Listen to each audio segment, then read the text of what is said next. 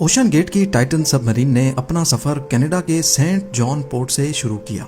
जिस लोकेशन पे इसको ओशन के अंदर डाइव करना था, ये सेंट जॉन से 700 किलोमीटर दूर नॉर्थ अटलांटिक ओशन में वाक़ है और इसी पॉइंट पर ठंडे पानी के नीचे ओशन की गहराइयों में टाइटैनिक का शिप रेक भी मौजूद है।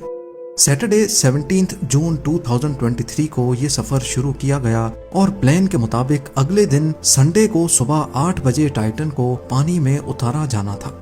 आपको यहाँ बताते चलें कि डाइव से पहले टाइटन में एक मसला नोटिस किया गया था, लेकिन उसके बावजूद भी अपनी जान दांव पर लगाकर इसको ओशन में उतार दिया गया। वो क्या मसला था और आखिर पता होने के बावजूद भी ये खतरा क्यों मोल लिया गया। नाज़रीन, इस सफर में टोटल 5 लोग मौजूद थे, जिसमें एक्शन एविएशन के फाउंडर हार्निश हार्डिंग भी मौजूद थे। इन्होंने जेफ बेजोस के साथ स्पेस में भी ट्रेवल किया था। दूसरे नंबर पे स्टॉकटन रश, जो ओशन गेट के सीईओ भी थे।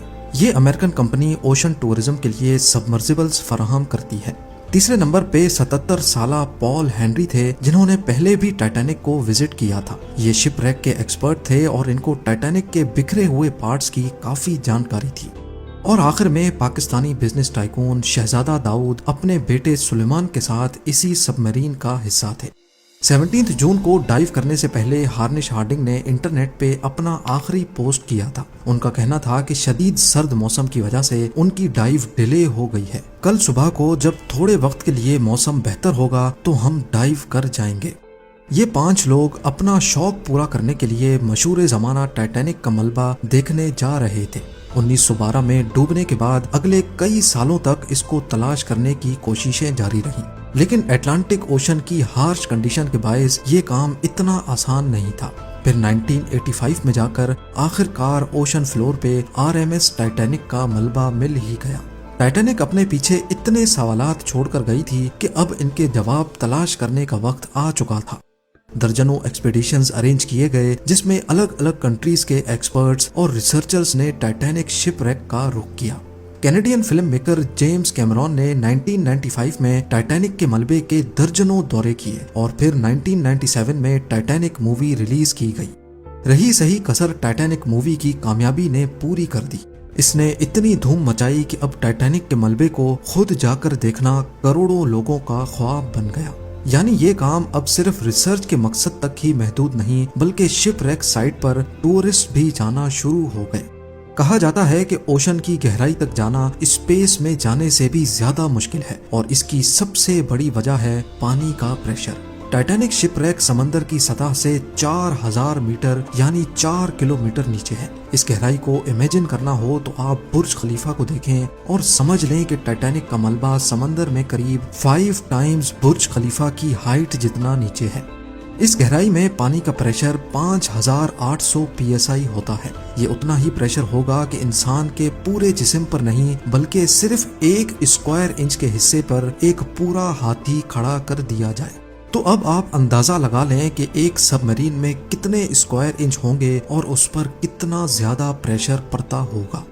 खैर, संडे 18 जून 2023 दोपहर को 12 बजे सबमरीन का सफर स्टार्ट हुआ। नॉर्मली टाइटैनिक तक पहुंचने में 2 घंटे लगते हैं, लेकिन 1 घंटे 45 मिनटों के बाद ही मदरशिप पोलर प्रिंस, जो के ऊपर वेट कर रही थी, उनका सबमरीन से राब्ता टूट गया। अगर 2 घंटे टाइटैनिक तक पहुंचने में लगने थे तो सिर्फ 15 मिनट पहले राब्ता टूटने का मतलब है कि सबमरीन टाइटैनिक के काफी करीब पहुंच चुकी होगी। समंदर की इस गहराई में सूरज की रोशनी पहुंचना नामुमकिन है और यहाँ हर वक्त इंतहाई सख्त अंधेरा होता है। इतनी गहराई में वायरलेस सिग्नल का टूटना एक नॉर्मल बात होती है, लिहाजा पहले इस बात को ज्यादा सीरियस नहीं लिया गया।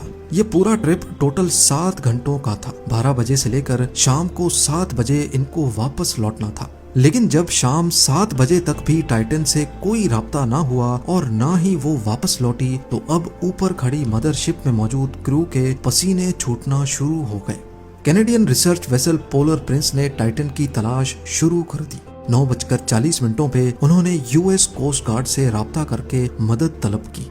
अगले दिन मंडे को यूएस और कैनेडियन शिप्स और प्लेन्स ने पूरे एरिया में एक प्रॉपर सर्च ऑपरेशन शुरू कर दिया। उन्होंने सिर्फ समंदर की सतह पर ही नहीं, बल्कि सोनार स्कैनिंग की मदद से पानी के अंदर भी अपनी तलाश जारी रखी। इस एरिया में जो कमर्शियल वेसल्स थी उनको भी ऑर्डर दे दिया गया कि वो अपनी आंखें खुली रखें। अगले 2 दिनों तक ये तलाश जारी रही, लेकिन टाइटन का कोई अता पता ना चल सका। लेकिन फिर एक उम्मीद की किरण नजर आई। वेडनेसडे 21 जून को सुबह 6 बजे सर्च टीम को पानी की गहराइयों में से कुछ आवाजें सुनाई दी। ये आवाजें अंडर वाटर रेडार्स की मदद से सुनी गई थी। फौरन आरओवीज को आवाज की डायरेक्शन में भेजा गया, लेकिन इस बार भी टाइटन की कोई खबर ना मिली।